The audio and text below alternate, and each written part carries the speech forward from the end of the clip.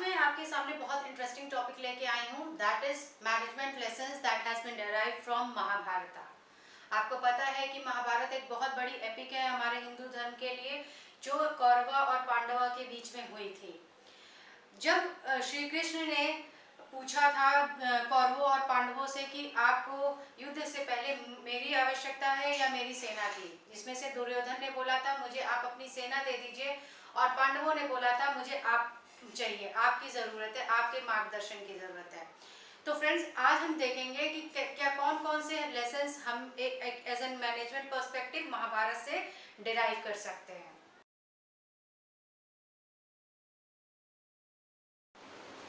तो आइए जानते हैं अपने पहले मैनेजमेंट लेसन के बारे में, that is right guidance, right leadership जो होनी चाहिए, बहुत इंपॉर्टेंट है किसी भी इंडिविजुअल के लिए।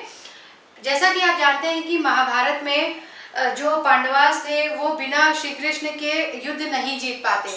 श्री कृष्ण ही वो व्यक्ति थे जिन्होंने पांडवास को राइट डायरेक्शन और राइट गाइडेंस प्रोवाइड की थी, जिसकी वजह से वो right kind of strategy making उन्होंने सिखाई, जिसकी वजह से वो जीते महाभारत। अदरवाइज वो महाभारत नहीं जीत सकते थे। इसी तरह से किसी एक ऑर्गेनाइजेशन में भी आपको राइट लीडर का चूज करना बहुत ज़रूरी है। राइट मैनेजर के अंडर में और राइट लीडर के अंडर में अगर आप हो तो ही आप राइट डायरेक्शन में जा सकते हो और अपने टैलेंट को राइट यूटिलाइजेशन हो पाएगा आपका। अगर आप एक गलत मैनेजर के अंडर में हो जो आपको कभी बढ़ने नहीं देगा, तो वो आपको कुछ सिखाएगा नहीं, आपको नॉलेज नहीं देगा, तो that is all in vain. तो right kind of leadership is very important for an individual. और लीडरशिप का भी मतलब क्या होता है, अगर आपको सही लीडर बनना है, जैसे कि श्री कृष्ण थे, तो उनका क्या था, उससे ये हमें सीखने को मिलता है कि आप अपनी जो सबॉर्डिनेट्स हैं आप उनको एम्पावर करो, इन्फ्लुएंस करो, राइट डायरेक्शन में ले जाओ। कहीं उनकी जो अगर डिसीजन गलत है तो उसके लिए उनको गाइड करो। तो that is all what we all learn from this Mahabharat. अब हम बढ़ते हैं दूसरे मैनेजमेंट लेसन के लिए। मैनेजमेंट लेसन नंबर 2 है हमारा बिल्ड टीम स्पिरिट।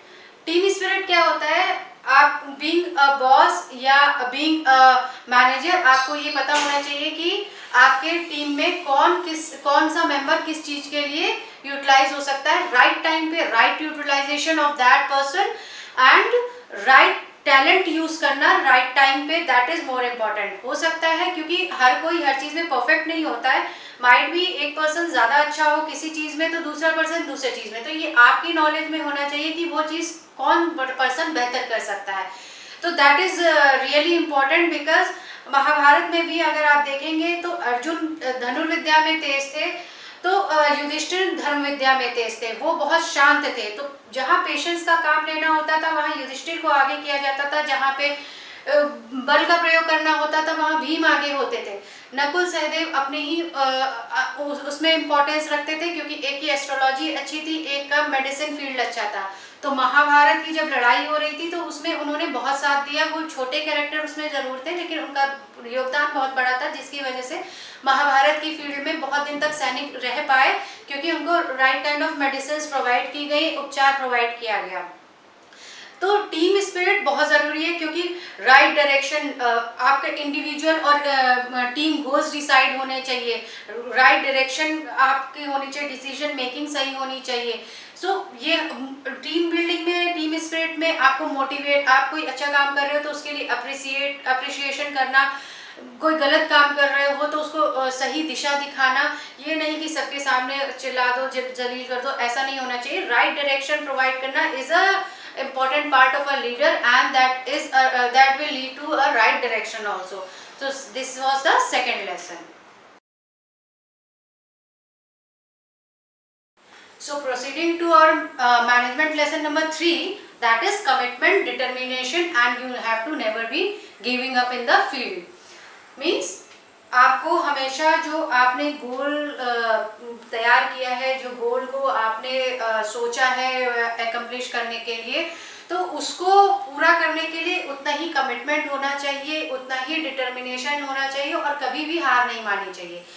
जैसा कि आप जानते हैं महाभारत में क्या हुआ था कि पांडवास जो थे वो बहुत बार उनको दुर्योधन ने और धृतराष्ट्र के जो कौरवास थे बेसिकली, तो उन्होंने बहुत बार उन्हें नीचे गिराया। उनके पास कई बार ऐसा था कि वो जंगल में ही रहे, उनके पास कुछ भी नहीं था, उसके बाद भी उन्होंने इंद्रप्रस्थ का निर्माण किया। उन्होंने अपनी बुद्धि, विद्या, बल, शौर्य सबके बल पे उन्होंने इतने बड़े राष्ट्र का निर्माण किया और कभी भी हार नहीं मानी। तो ये बहुत ज़रूरी है कि उसके लिए आपका कमिटमेंट और डेडिकेशन बहुत स्ट्रांग होना चाहिए और कभी भी हमें किसी भी चीज़ को लेकर निराश नहीं होना चाहिए, हमेशा आगे बढ़ते रहना चाहिए।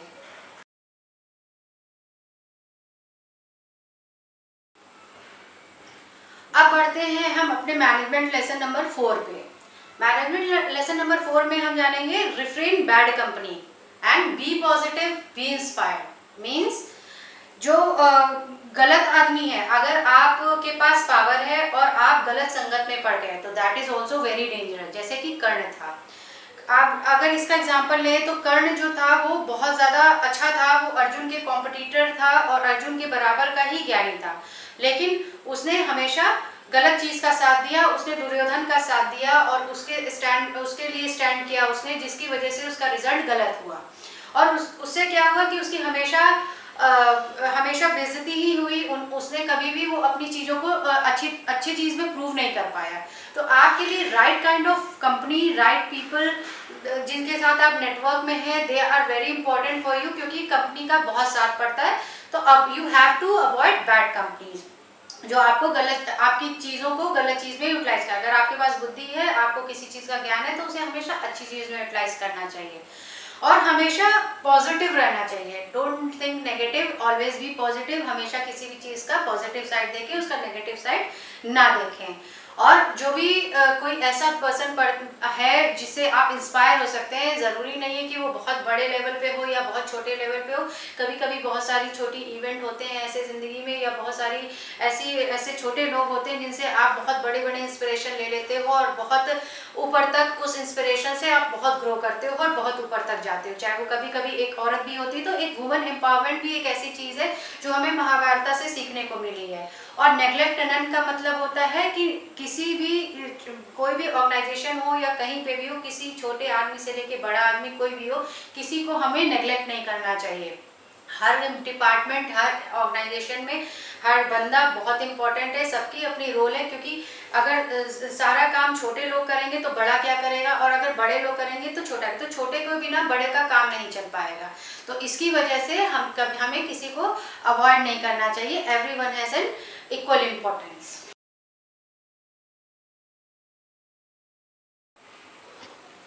So coming to next, the management lesson number 5 is win allies. Be in network with the right kind of people. Your networking is very important. Networking होना बहुत ज़रूरी है और सही लोगों का नेटवर्क में होना बहुत ज़रूरी है। आपको ये पता होना चाहिए कि आप किस समय किस बंदे को यूटिलाइज करें। राइट टाइम पे राइट यूटिलाइजेशन बहुत ज़रूरी है। जैसे कि अगर अगर महाभारत में देखें तो अगर अभिमन्यु चक्रव्यूह में नहीं घुसता तो उसकी वजह से युधिष्ठिर या अर्जुन की भी जान जा सकती थी, जिससे क्या होता कि महाभारत की जो विनर थे वो कौरवास हो जाते, ना कि पांडवास। तो स्टोरी चेंज हो जाती। तो यहाँ पे ये एक जैसे कृष्ण जी थे जो वो बहुत ज़्यादा अच्छे स्ट्रैटेजिस्ट थे, तो इस तरह से स्ट्रैटेजी भी आपकी अच्छी होनी चाहिए कि कब किस चीज़ का कहाँ पे इस्तेमाल करना चाहिए। तो इसके लिए आपको नेटवर्किंग भी बहुत स्ट्रांग बनानी चाहिए और सही लोगों से बनानी चाहिए जो आपको हमेशा आपके लिए स्टैंड करें।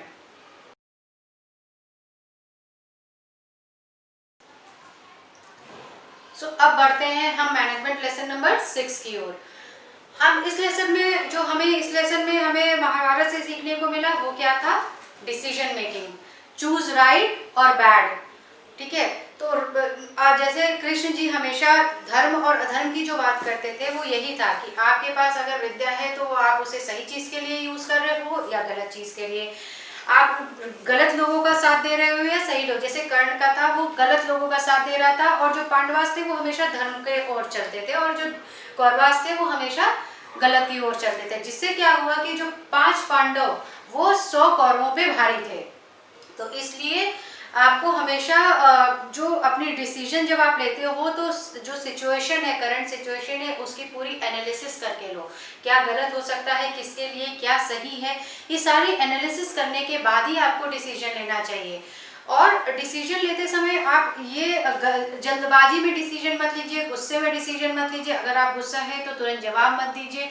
गलत जो लोग हैं उसकी जो उनकी पहचान करिए, उनका ऑब्जर्वेशन करिए कि कौन किस तरह से क्या प्लान कर सकता है। तो ये सारी एक ऑब्जर्वेशन चीज़ भी होती है। तो ये सारी हमें कुछ मैनेजमेंट लेसन्स हमें महाभारत से सीखने को मिलते हैं। सो मैनेजमेंट लेसन नंबर 7 क्या है? You have to be out of your comfort zone. You have to step out from your comfort zone. आपको अगर जो आपका आज है उससे सेक्रीफाइस करोगे जब भी आप अपना बेटर फ्यूचर कंस्ट्रक्ट कर पाओगे। तो you have to sacrifice your present for your better future. जैसे कि जब पांडवास थे उन्होंने बहुत सेक्रीफाइस किया, बहुत स्ट्रगल किए। माता कुंती थी, उन्होंने भी बहुत स्ट्रगल किया, बहुत सेक्रीफाइस किए।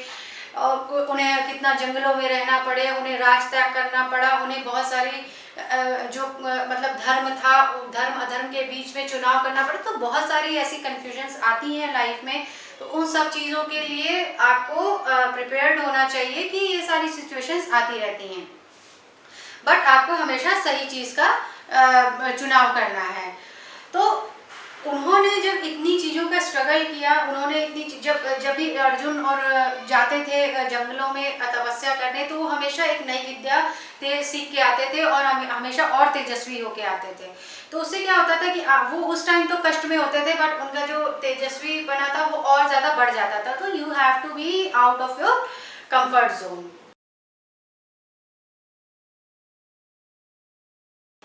सो मैनेजमेंट लेसन नंबर 8 की ओर बढ़ते हैं।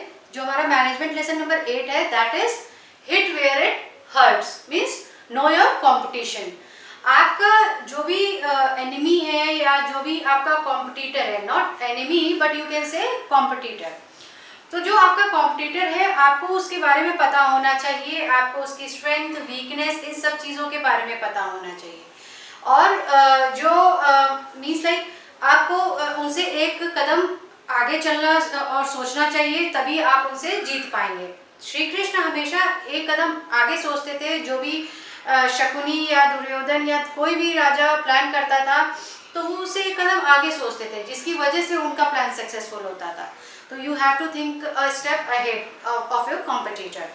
नाउ जो मैंने बोला कि आपको अपना कंपटीशन पता होना चाहिए और जो उसकी स्ट्रेंथ और वीकनेस पता होनी चाहिए। उसका मतलब ये है कि जो जैसे कि भीम था वो बहुत गुस्से वाला था, तो उसको क्या करता था, जो दुर्योधन था वो बहुत ज़्यादा उसे प्रोवोक करता था कि वो आके युद्ध करे, आके लड़ाई करे, जिससे हमेशा जो प्रोटोकॉल्स हैं वो हमेशा टूटे और जिसकी वजह से उसको हमेशा सज़ा मिलती थी या पांडवास को सज़ा मिलती थी। तो हमेशा जो अगर आप अपने जो कॉम्पिटिटर है उसको अच्छी तरीके से जानते हो तो आप हमेशा उससे बेटर प्लान करने की कोशिश करोगे। इससे आप हमेशा अपनी चीज़ों में सक्सेसफुल रहोगे।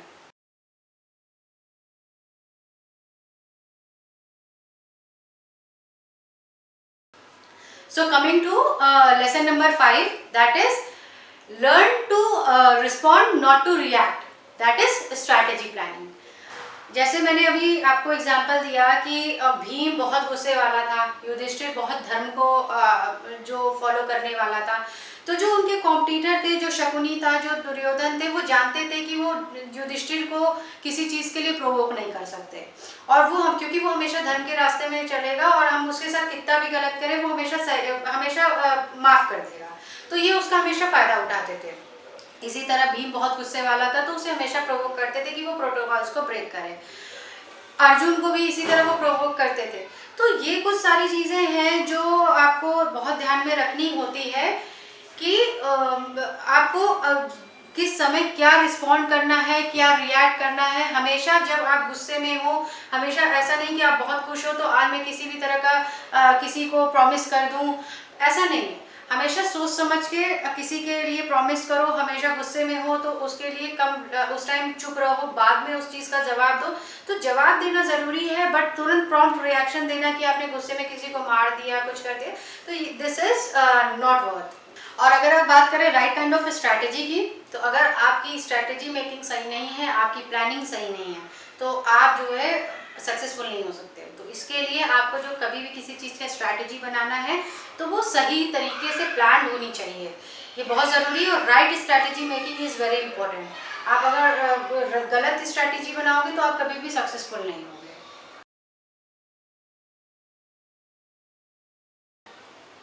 सो बढ़ते हैं अपने management lesson number 10, that is our last lesson that has been derived from Mahabharata, that is चक्रव्यूह।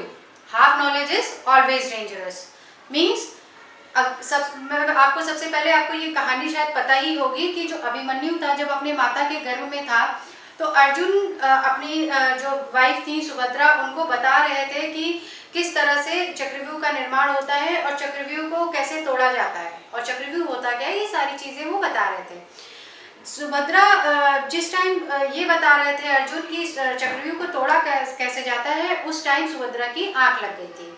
जिससे क्या हुआ, अभिमन्यु जो गर्भ में था उसे ये तो पता था कि चक्रव्यूह में घुसना कैसे है, बट चक्रव्यूह से निकलना कैसे है ये उसको नहीं पता था। तो महाभारत में यही हुआ था, जब लड़ाई हुई तो चक्रव्यूह में घुस तो गया अभिमन्यु, लेकिन बाद में वो उस चीज़ से निकल नहीं पाया। तो इसलिए जब आपको नॉलेज आधी हो तो बहुत ज़्यादा उछलना नहीं चाहिए, बहुत ज़्यादा आगे नहीं बढ़ना चाहिए, हमेशा दूसरों की सुने, उसके नॉलेज ग्रैस्प करें, तो दैट इज़ मोर इम्पॉर्टेंट। इसकी वजह कि आपके पास आधी अधूरी नॉलेज है और आप किसी भी चीज़ को करने के लिए खुद पढ़ें। So friends, I hope this seems to be an interesting lesson to all of you, and you must have learnt a lot. So I will be coming with more interesting facts and related management lessons. Thank you so much, and friends, please don't forget to like, share and subscribe my channel. Thank you so much.